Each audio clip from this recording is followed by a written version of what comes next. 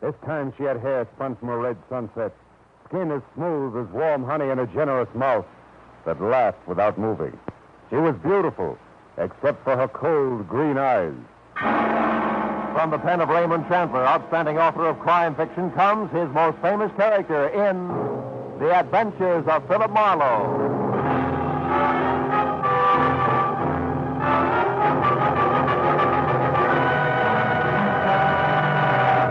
Now, with Gerald Moore, starred as Philip Marlowe, we bring you tonight's exciting story, The Green Witch.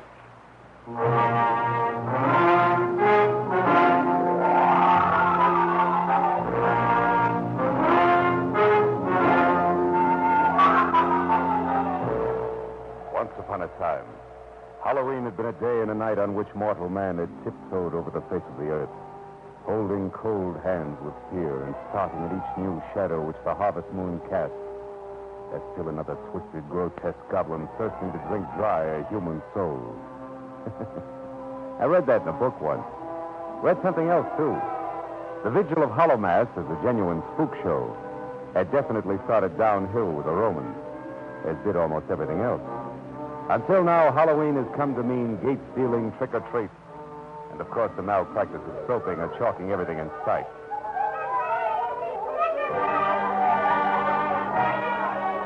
So today, unless you're really on your toes or under 12, and I'm neither, the 31st day of October, 1949, could easily have appeared as just that and no more, until a worried man named John Bishop entered my office. I said trick-or-treat, and so he unfolded a $100 bill and came right to the point. Marlowe, 4 days ago, a man I once knew broke out of an Illinois prison. My testimony in court a year ago sent him to that prison. Now I'm afraid he's coming after me for revenge. His name is Dale Estes, and I want you to protect me from him. Is he here in L.A., Mr. Bishop? I'm not certain.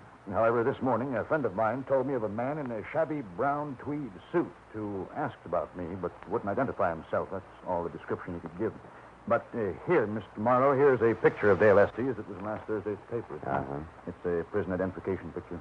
Well, when you change the clothes and remove the number, it doesn't leave much. No. Tell me, Mr. Bishop, what do you want me to do? I want you to locate this man Estes and keep him from killing me. Police will do that for nothing. Nothing, plus a lot of noisy publicity, and I don't want. Because in the first place, it won't help my real estate business any, and also It's somebody you'd rather not have worrying about you, maybe. Yes. Madeline Hughes, my fiancée. Please, Mr. Marlowe, will you try to find Estes at once? As soon as possible, before tonight. Why? What happens then? Our masquerade, the Pacific Palisades Country Club. It's a lonely spot out there. Well, why go to the masquerade? Because if I didn't, Madeline would know there was something wrong. She'd worry, and I'd defeat my purpose. Now, Mr. Marlowe, all I can give you to go on are three things. First, Dale Estes was once an able-bodied seaman. Second, he likes Spanish food. He could eat it 3 times a day. And third, he'd gladly give up both to watch a prize fight. He'll kill me, Mr. Marlowe. I know he will.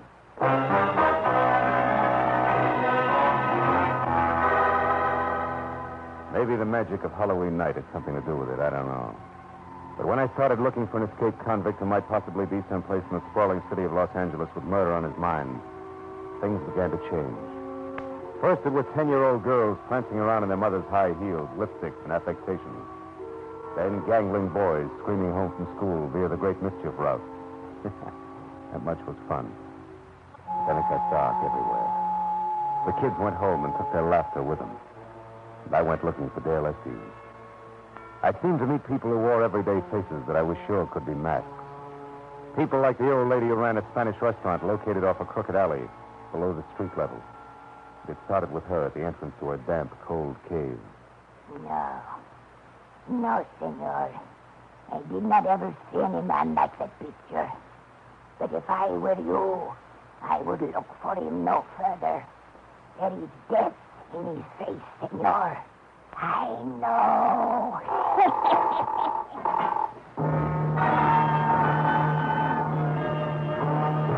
There it got worse until in my imagination even the scarred, brute face on the sweating hulk in the distant dusky corner of the third gymnasium I tried seemed to belong less to a 20th century man and more to a prehistoric brute out of some dark, long-ago jungle. Nobody like that ain't been watching me today. Nobody ain't been watching me at all for as long as I can remember.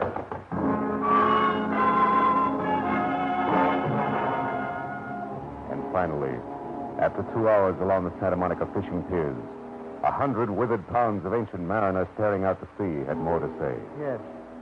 Yes, I know Estes. Estes was standing next to me when the boiler exploded that night off New South Wales. He was killed. But I told the skipper all about that once already. His name was Estes, too. And so was the first mate, Dale Estes. Everybody's name is Estes.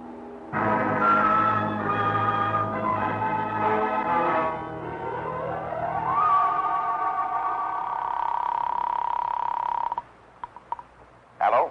Marlowe, Mr. Bishop. I haven't run across anything. Marlowe, listen, he's been seen again. Estes. What? Yes. Or at least a man in a shabby brown tweed, this time near my office. Marlowe, get over to 3130 North Havenhurst Drive as soon as you can. 3130, huh? Yes, it's a costumer shop, Alberto Zingaro. Zingaro. I'll meet you there. Goodbye. Bye. Alberto Zingaro, customer, had at least a tangible name and occupation. His shop was tattered awning, grimy windows, and scarred wooden door, all immodestly marked with the proprietor's name in handsome 12-inch high gold letters.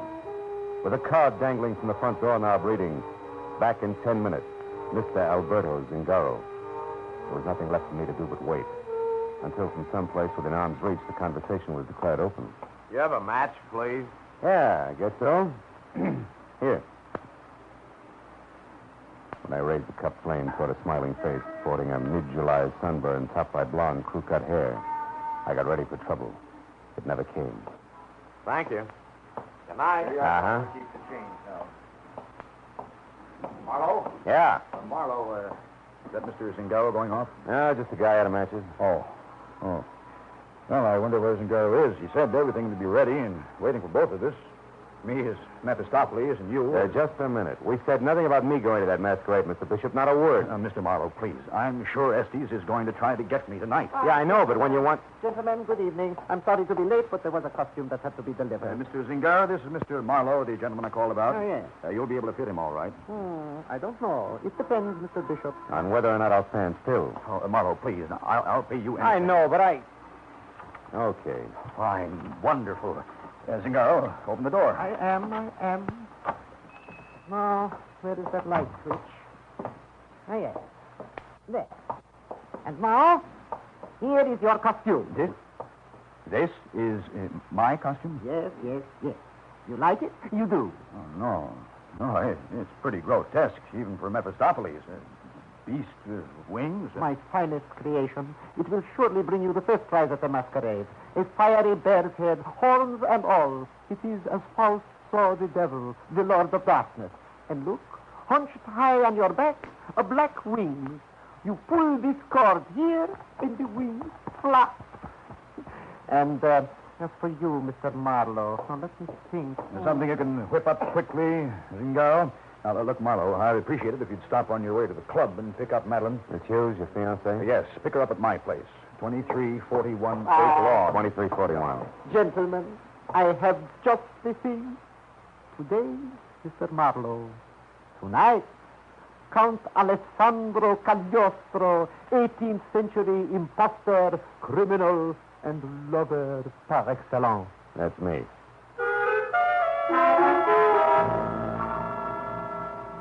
All in all, it was another hour, and I was just about rid of the afterglow of the day's goblins when I finally pulled up and parked in front of John Bishop's neat redwood and glass square in suburban Pacific Palisades. But when I was out of my car and walking toward the thin stream of light that leaked out of the front door, which was open inches, the Halloween goblins started coming back fast. They whispered to me of what I might find across the threshold ahead. It took only a fingertip to ease the door open. Then inside, in the middle of the living room floor, a framed picture of a girl, face up. The glass over it smashed into a huge starburst, and around the edges, a trickle of blood. Ah, but the girl was beautiful. Hair spun from a red sunset. Skin as smooth as warm honey. A generous mouth that laughed without moving. Beautiful. Except for her eyes. They were green. The green of emeralds, clear and wide and deep. And they laughed, too. But the sound you felt somehow wasn't nice. You approve, Mr. Marlowe? Mr. Marlowe? Oh. Oh, forgive me. It's the first time I've seen a green witch. Well, it's Halloween, remember? Yeah. Of course, I know I'm missing the blacked-out teeth and the bushy eyes. My picture.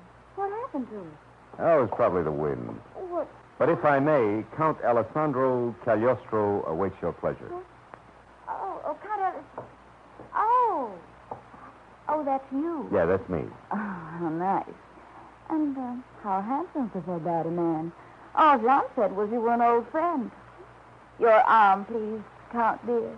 The Green Witch is ready. Do we drive or fly?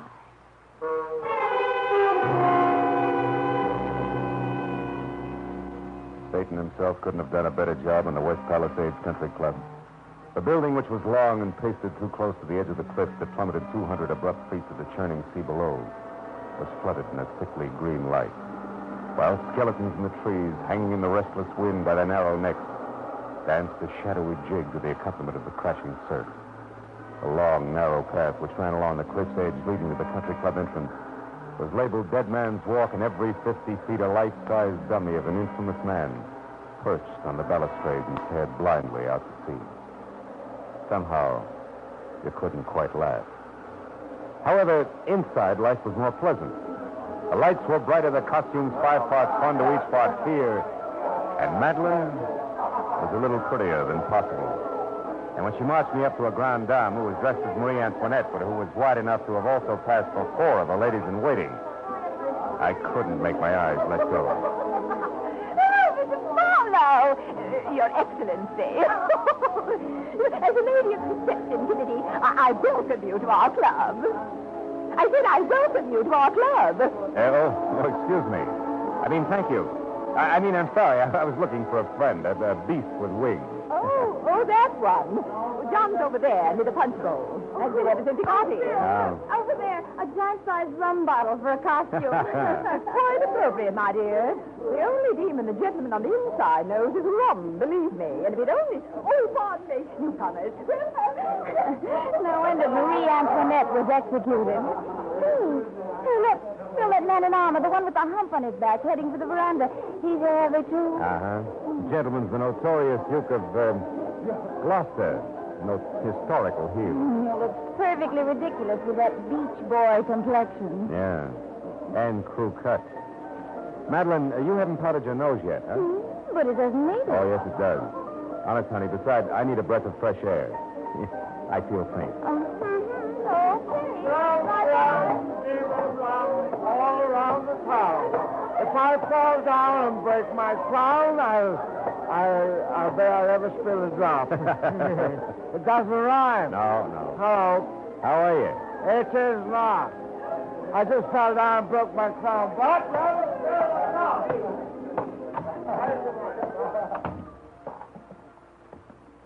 Say, Duke.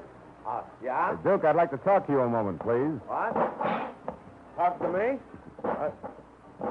Who are you? Say, I can't tell. Your mask's pretty good. Quite deceptive. Yeah, well, maybe I can help you.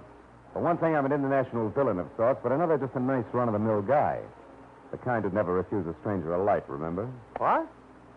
Oh, you're the guy... Yeah, the guy you asked for a light when he was standing in front of Albert Zingaro's costume shop. And before you can start talking about a smaller world we live in or start lying about how natural your appearance was there, let's have the truth. Come on, Tin Pants. Was it because of Dale Estes? Dale Estes? You slipped. All right. What's the difference? Yes, it was because of Estes. I know that he's an escaped convict. I also know he's the one way I can get Madeline away from that worthless Mr., shall I say, Bishop?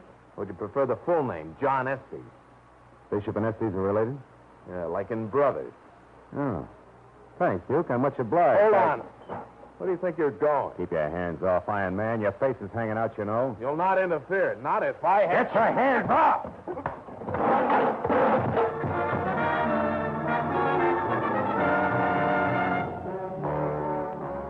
When I dropped the Duke of Gloucester, his face twisted in hurt surprise, and his suit of phony armor landed on a flagstone path like a truckload of tin cans with him in the middle. He was still clanking as I left him and went back to the ballroom where I spotted my client, the beast with wings at the punch bowl again. making himself even more hideous looking by pouring punch down a slit in his neck under the long papier-mâché chin. When I got close enough to see him, he spun toward me like I'd stuck a pin in him. What? What do you want? Hey, you're getting pretty jumpy, Bishop. You better take it easy. Also, you're getting a little thick-tongued. Don't you think you're riding the punch bowl too hard? That's really none of your business, is it? Certainly is. This is my business, too. You hired me to protect you against Dale Estes. But you didn't say one word about Estes being your brother. How about it? Well, I didn't think it was necessary. How'd you find out? From your sunburned friend with the crew cut, the hunchback in armor. Oh? He's been checking up on you because he doesn't think you're worthy of Madeline. Oh, that's so. Mm-hmm. Where's Madeline now? Having a broom saddle, maybe. I don't know. Room? Oh, yeah. I better go find her. Listen, I think things are going to be all right. You can take it easier from now on. What gives you that idea, Bishop? Well, nothing's happened so far. Maybe nothing will. I'll check with you later. Don't tell you so. I simply must tell you. It's a scream. I'll bet. What's got you funny, Bone Marie? Well, Harry there, the bottle, you know, a demon rum. Uh-huh. Well, he just told me that one of our wax statues out of the terrace is bleeding. Oh, is that terrific? Yeah. Oh, it's being loaded. Wait a minute, I saw it. Now, nobody believes me, but I'll tell you anyway. It's bleeding, real blood to it, and that's too much. It's all right to have decorations, but using real blood is going too far. Well, you're going too far, Harry, with the punch as usual. You better leave it alone, or God will get you before the Now, wait. Nobody believes me. Hey, you believe me, pal. Got a wax tummy bleeding? Not really, Harry. Well, you should, because I saw it. The one way down at the end by the stairs. The one in the brown tweed suit. Bleeding real blood out of a gash in Brown his neck. tweed suit. Oh, it was dreadful. Wait a minute. Did you say brown tweed suit? Did I say brown? Yeah, brown tweed suit. Yeah, but that's nothing. The real blood is the important. Hey, you believe me? Yeah, come on. Okay, come on. It's right over there, pal. Behind those bushes over there. Come on, you see. Nobody believe me when I do. Well, where is it? Hey, it's gone somebody when I moved it on me. Oh, no. Oh, listen, it was right here, propped up against the railing. It had a hat pulled down over his face, but I could see the gash in his neck from the light there on the top of the stairs. Come on, Harry, let's get... Hey, wait a minute, Bottle. You can be right. Well, what do you mean? What's There's the blood matter? here on the rail. Look, tell me, do those stairs go all the way down to the water? Oh, yeah, but an awful climb, better than 200 feet. There's a little boat landing down there. My guess is there's more than that down there now, Harry boy. The bottle of rum stared at me out of the peak holes in his label until I started down. Then he insisted on following. The stairs, chopped from solid rock along a natural path that wound over the face of the cliff, were steep and rough and slick from wisps of fog that moved incessantly across them like wet, nervous fingers. But the bottle behind me was enchanted just enough to slip and skid with every step and still managed to keep his footing. Halfway down, we saw a crumpled hat, only a teaser to what we found at the bottom in the winking yellow light of the lamp on a boat landing. He had struck on his face after plunging down 200 battering feet of jagged cliff. All that was left of the man in a brown tweed suit. The rum bottle costume beside me was still intact. But the little man inside of whose liquor was wearing thin was beginning to come apart. That's real funny. Some joke on the rest of them, because that's no wax dummy there.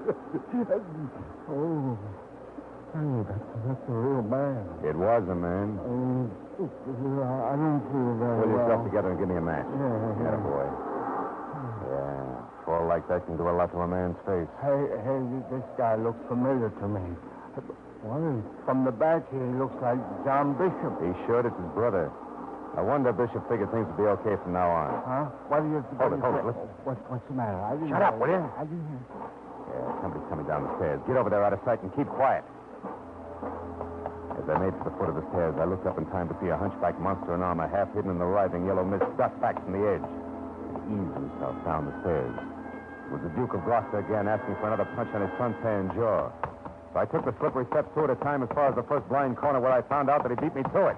That evens us up, mister. Not for long, Bud. I'll kick your head off next time. I knew you meant trouble. Now I know what kind. That's enough out of you. Stand still. What? A gun? Oh, no, you don't. You killer. Sudden lunge in the dark caught me off guard, and my 38 went spinning away into the night as he turned and ran. The fog in the night, coupled with a useless 3-minute search for my gun, was all he needed. By the time I got up to the clubhouse terrace again, the Duke was gone. I was met instead by the ever-merry Marie Antoinette, only this time without giggles. What is going on out here anyway? Plenty, baby. Did you see that phony hunchback, the Duke of Gloucester? See him? Oh, I certainly did. Oh? He practically ran over me, shouting something about a phone call. Oh, when I see that goose Where'd he go? Inside? Don't you boys know it's dangerous? Later, baby, later. Right now, I want to know. Hey, wait a minute. That bracelet there on your wrist, where'd you get it? Well, it's the band of the Ladies' Auxiliary of the West Palisades Minutemen. The what? The City Settlement Club. Look, do all members have a thing like that? Of course. It's got the club crest on it here. The ladies have bracelets, and the men... I know what the usually men wear. I just saw one. And if it means anything like I think it does, I better find Madeline Hughes, but fast. Have you seen her? Madeline? Well, now let me see. Yeah, she's the witch, the green witch. Yes. Well, the last time I saw her, she was walking down toward the fountain with that wonderfully horrible Mephistopheles. Oh, she and John Bishop are a perfect couple tonight, don't you think? But I think right now would scare you cross-eyed, sister, but thanks for the tip. I'll see you. I ran past the row of wax ghouls dotting the terrace railing and over to the gate where the flagstone path started. And I walked as fast as I could without stirring up echoes, down into the little sheltered alcove where the fountain was. There I saw them standing close together beside a pale marble bench, half hidden in the shadows. A beautiful green-eyed witch and a horned nightmare with huge, leathery wings hulking over Will her. you listen to me? Johnny Bishop, you're drunk. I've never seen you like this before. Well, I've got reasons. Dale is here in town right now. What? Yes. That means one thing. He's found out about us. He knows what we did to him. Wait a minute. I didn't lie in court about him. You did. But you didn't object when you found out. Instead, you celebrated by getting engaged to me. All right, John. Are you sorry? I played it the way I saw it. I've got me to worry about. Buddy, you went to prison with the idea that you loved him, Madeline. In fact, he was trying to get his hands on enough money to keep you happy when the cops caught him. Okay, I'm expensive. If he couldn't afford me, that's his problem. And his love, Madeline. Whose problem was that? John, what are you doing? John! I'm not John, Madeline. I've already taken care of John. I'm Dale. And you really are a witch, Madeline. So I'm going to strangle the life out of you like you did me. Cut it out, Estes. Stay back, you. Take one more step and I'll plug you. Just for laugh, Estes, because it won't do any good. You're trapped here. Yeah, well, I'm going to get you, Nosy. And then her. And after that, all I got to do is walk across the dance floor in there and out the front door. And in this rig, I won't even be noticed. You won't make it, sucker. No. Well, drop, will you? Your gun's jammed, sucker. Now what? Dirty lousy. Here. Take it. Oh. My shoulder and arm were numb from the bullet. And I could feel my shirt front getting warm and sticky as I tried to follow him. But the flagstone path was 10 miles long, and my legs were melting. I saw him go to the ballroom door, and I made it over to the side of the building for support. But I knew I'd never catch him. I looked in the window, and I saw him start across the floor. A garish horned beast with wings, shoving his way to freedom. A milling mob of prancing demons. I was passing out, and I knew it. I tried to yell to stop him, but the crowd inside was going crazy, laughing and cavorting around the beast with wings, clawing at him, holding him, shoving him back from the door. I saw him fighting and then go down as a horde of screaming creatures closed over him. And then everything went black.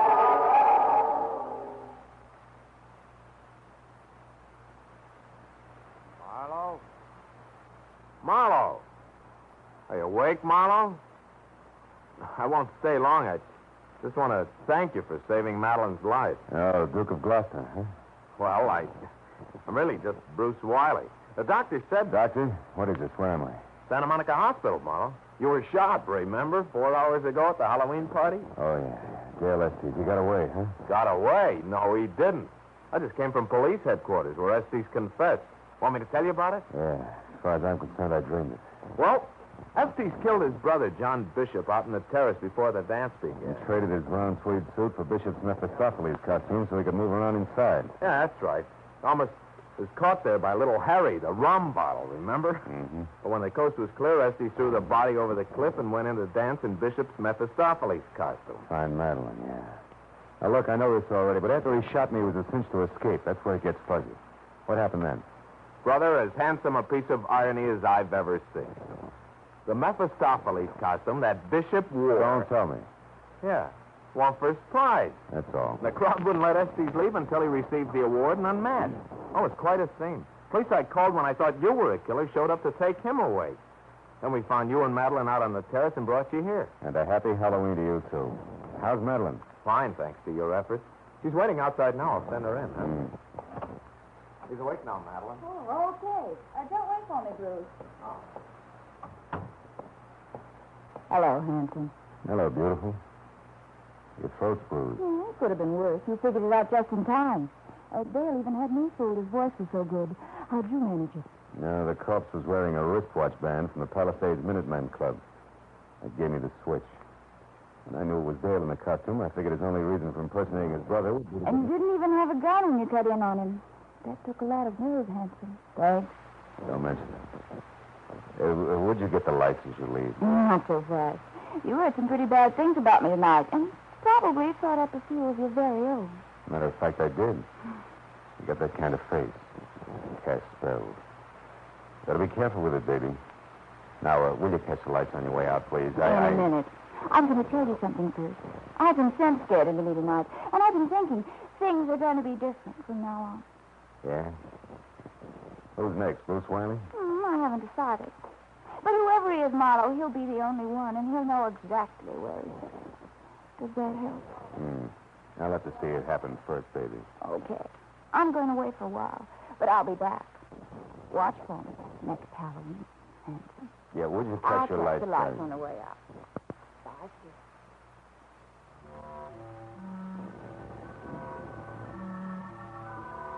When Madeline left, sleep left with her. I got out of bed, went over to the window, and looked out. The sky and the ocean were still dark. But over in the east, the first glow of dawn was starting on the horizon. And the goblins flew screaming into the mist until next Halloween. At that moment, something moved across the fading moon. Something that looked very much like a beautiful witch, with hair red as a sunset and cold green eyes. And then I saw something else on the white sand of the beach. A discarded witch's costume in green, and beyond it, just for a moment, I thought I saw Madeline leaning against a rock and looking out to sea. I never found out if it was Madeline or not. Because then the sun came up, and she and the costume and the night were gone.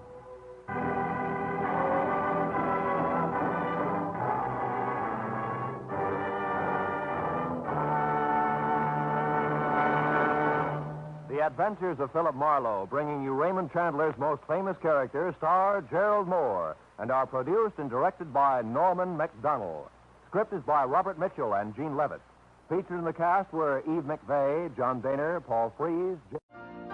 You've been listening to the OTR Gold Network. Find more classic radio at otrgold.com.